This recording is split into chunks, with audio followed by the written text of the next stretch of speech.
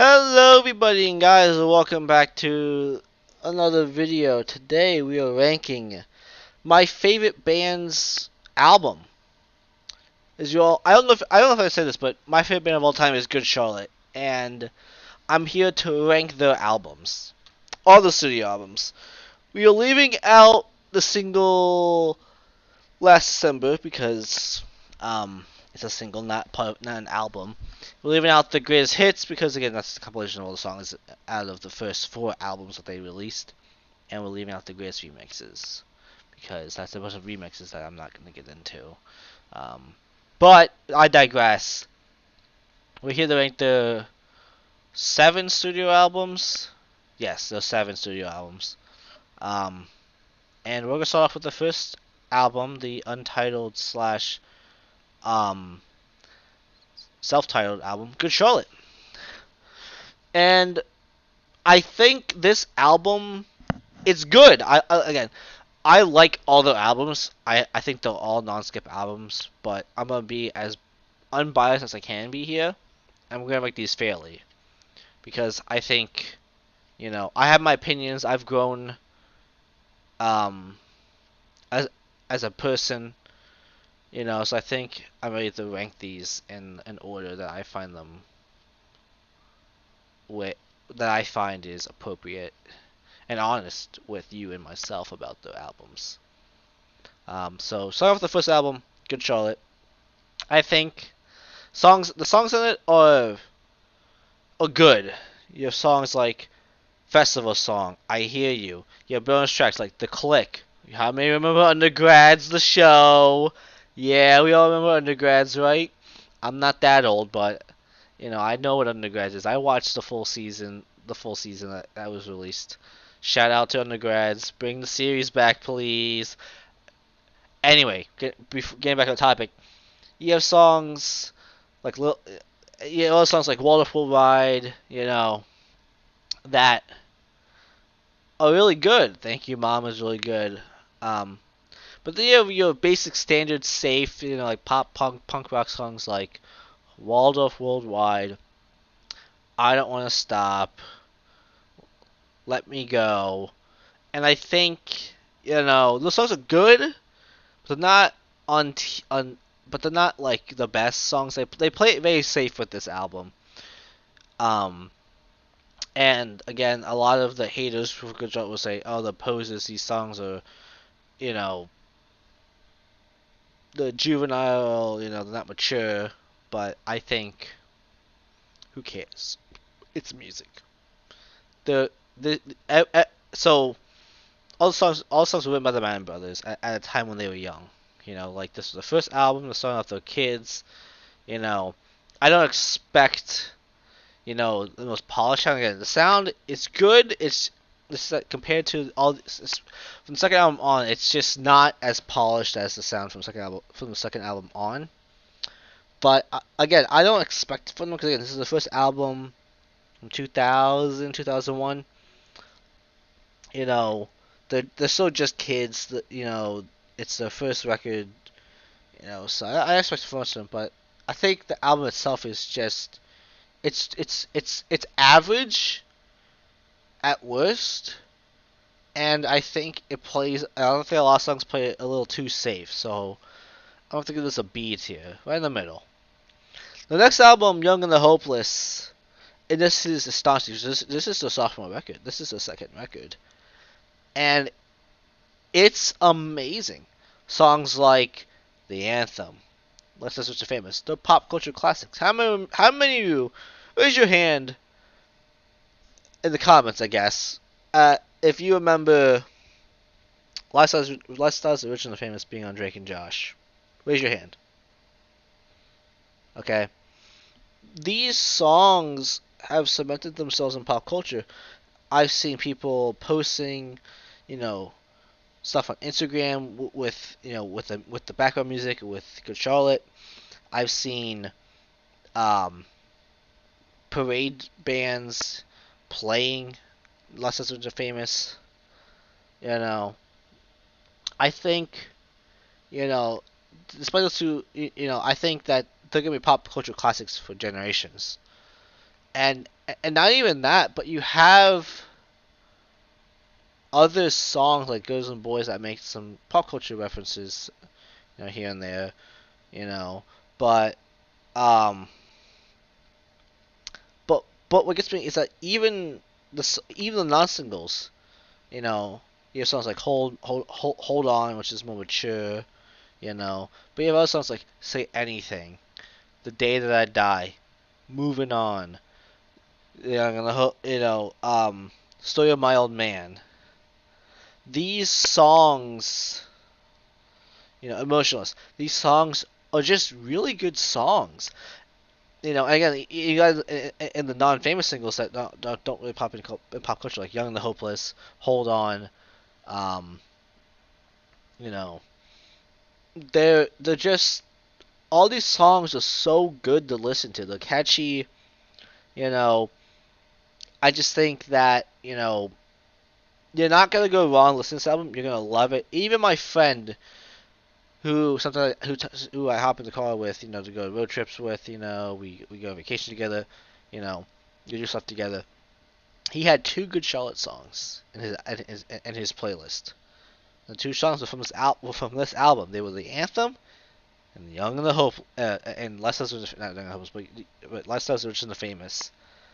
And I think it cements itself there where even casual people who don't really listen to pop punk / punk rock, they have this song in their playlist. They have songs from this album in their playlist.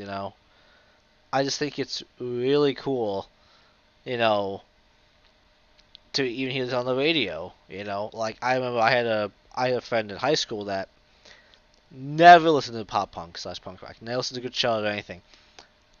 She's, but she recognized the Lifestyles was famous from the radio because they play it on the radio, and that's why I think this album an S tier. Because even normies know about Young and the Hopeless. Next up is the Chronicles of Life and Death. Now, this album is a step backwards from The Young and the Hopeless, but I still love this album to death. The predictable opening used to be my ringtone. Used to be my ringtone. The predictable intro used to be my ringtone. And notification sound too. And I think, songs like In This World Murder, Meet My Maker, Wounded, I Just Want to Live, Secrets, SOS. They're all wonderfully put together songs. And I think, and again, it stands out because, they're conveying a darker message on the outlook of life, but they're actually they're actually relatable, and they actually fit into the real world. Because at this time you had albums going more emo like this one did, from Blink-182 with the self-titled Untitled, Green Day with their American Idiot, and Sum 41's Chuck. But I feel like, in my personal opinion, there wasn't like as much as of an impact on the message of those albums, about the current world situation at this point. That unlike Good Charlotte, because I think Good Charlotte, was saying something about this through this album, And I know a lot of people would say, let's start the pop route for them with Ghost of You, but even then, Ghost of You, I think, was a really good song. Now, now again, I guess if I had anything really bad to say about this, beside, songs like We Believe weren't that good, they're like the weakest song on the album. But I think the concept of the album itself was really cool. The concept of this album was to have two versions: a life version and a death version. And I think, and at the time we see like Blink-182, Good Charlotte, Sum 41, Green Day, Simple Plan. None of them did what Good Charlotte did. Well, Good Charlotte did what I said Good Charlotte, but Good Charlotte basically did a concept here. You see what's in albums. You had the live version, which had the extended version of Fallen Away and Wounded. So no, this was basically just like two like add-on songs. On the Death version, you had Meet My Maker, and you had Wounded actually as a secret track actually on the same track as Meet My Maker. So we go from Meet My Maker, that would end to be silence for a while, and then boom, Wounded starts playing. And I think that was a really and then I think also Walk Away was a add-on, but I forget that might be on the actual album. But you know, I think that that concept of having two versions and having songs on different songs at the end, and like added on songs, different songs at the end of those two versions. So if you get live version, you don't have the same songs as someone who owns the deaf version. I think that was really cool. A really cool concept I hadn't really seen anyone do besides Good Charlotte. Again, let me know in the comments if someone did it. Again, I don't really know if someone in the pop industry has done it or someone in the rap industry has done it, or hip hop, EDM. But I know that at least, or even in the pop punk slash punk rock world, the only case that I know of is Good Charlotte doing it. But if you know another case, let me know. But I think at the end of the day, this earns an A for me. Now we get on to what is possibly considered the worst album, Good Morning Revival. And I have a confession to make. I used to personally think Good Morning Revival was my favorite album. That's right, I did. For one reason only. The song The River. The River by Good Charlotte was, and will always be my favorite song of all time. Nothing will change that. But the album itself is kind of weak. Songs like The River, The Broken Heart Parade, Keep Your Hands Off My Girl, all great songs. Break Apart Her Heart, Misery, they're average songs, not good, not bad. They play it safe. Again, this is more dance punk inspired. I think they play that kind of like safe, like dance punk, like safe, like kind of tone. All Black is the weakest song ever. I have all the songs I listened to from Good Charlotte. All Black is probably the weakest song, and I will stand and I have to say it. It's the worst song from by Good Charlotte. But even the worst song, I will not skip. If I become my Good Charlotte post, because I think even if it's the worst, I still find it more appealing than say, no, don't hit me, but I like it more than Mutt by Blink-182. Now, and the other songs that are weak are gonna have to be something else, which is not when it comes to the weakest, it's probably the top, it's probably the best of the weakest songs. Beautiful Place, March On. They're just not as impactful as the other songs could be. Now, little bonus tracks, Jealousy and Face is Strange. I think those two songs were great, especially Face is Strange. I think Face is Strange probably should have replaced All Black on the album. But, I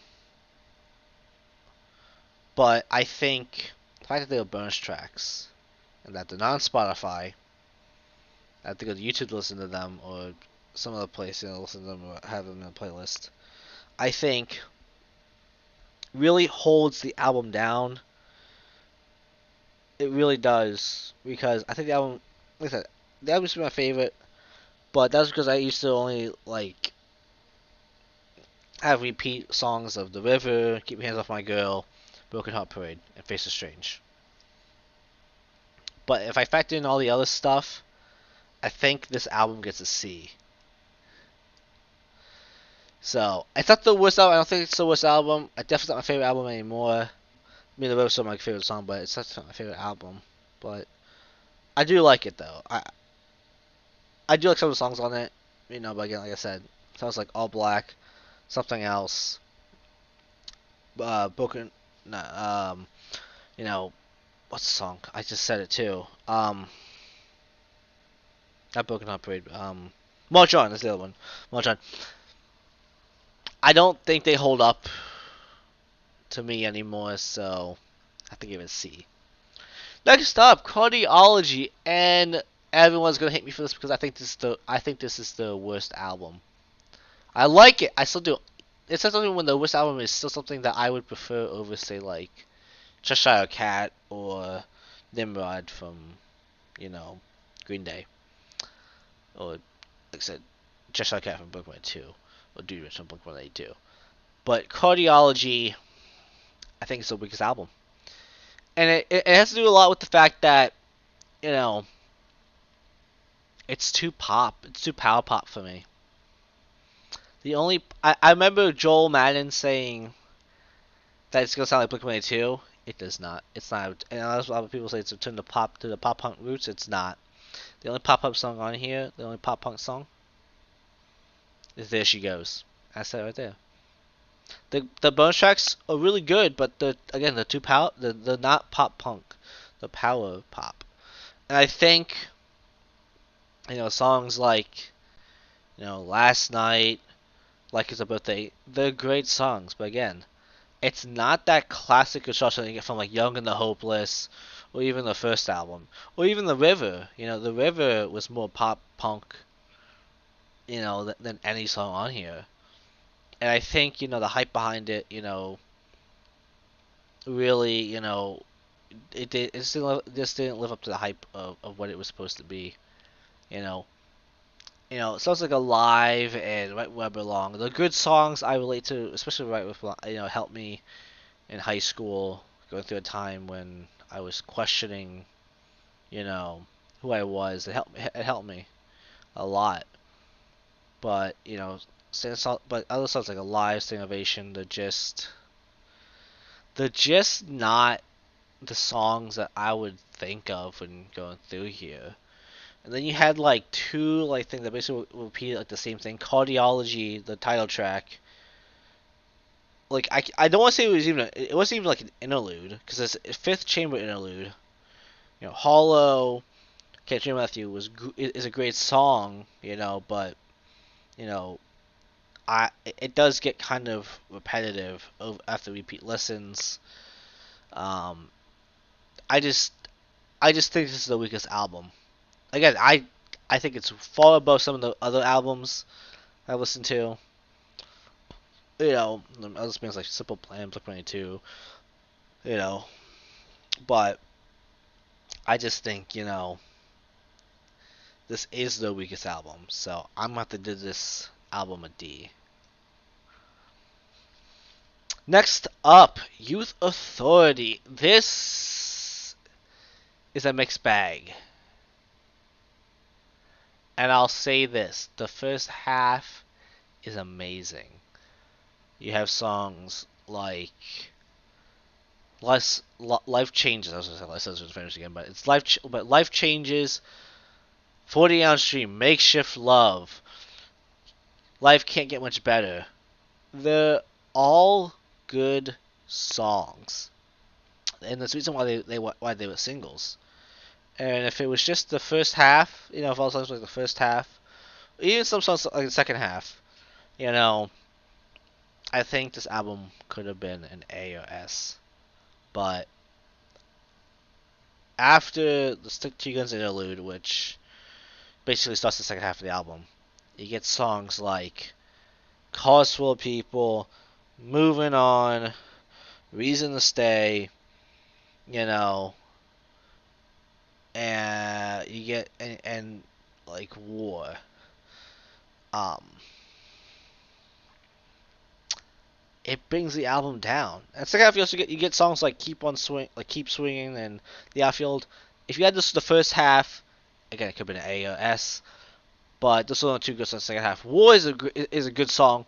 I just think it's a little long. I thought it was a little long for what for what Good Charlotte was back when it first came out, 2016. Because this album came out in 2016 when when Blink-182 was making a comeback with California. So Play made a comeback with Taking One for the Team. Green Day made a comeback with Revolution Radio. So Good Charlotte came back with this. Sum 41 came back with 50 Voices also during this time, but Good Charlotte came back with this. And I think, and the bonus tracks were really good. I think if they replaced the bonus tracks, you know, the you know, if they put the bonus tracks with songs like War was supposed to be, Crossville People, and Moving On, I think this album would have been an ARS. Again, I keep saying this. I'm happy this would be ARS, but the choice they chose for the second half of the album, I think just hold it back too much. Honestly, like I said, War is a great song. I love War. It has a little bit of screaming in there. Like you know, what I mean. But I think it drags out too long. Honestly, like 4 minutes, I think was a little too long for that song. But if I had to rank it, I'd probably give this a B tier. Now we get on to Good Charlotte's final album, Generation RX. In this album, you have songs like Self Help, Shadowboxer, Actual Pain, California Say I Love You, Better Demons, Leech. They're just all so good. And the keys on Cold Song, which, fun fact, Cold Song was supposed to be the working title for this album. They made it into a song, and then they came up with Generation RX. Cold Song, the keys on the piano on it, it's just so good. Unfortunately, Cold Song and Prayers are probably the weakest songs on the album, but even then, though, they're better than, say, All Black or something else, or, Alive on Cardiology. They're even better than, say, Moving On or what's it called? Causewell People on Youth Authority. Their songs on this album are so good. And, I think the problem is it's only I want to say around 10 songs, maybe 9, if you don't count the title track, which is Generation X, which is basically just an interlude for going into the album. It's super short. I wish we had more on this album. We could have added the little peep cover of Awful Things that they did before this on the album. We could have added Last December. Even Joe Madden. Well, you can show it posted on the Instagram back in 2018. It said, I think it was Joel that posted this, but it's a picture of Joel.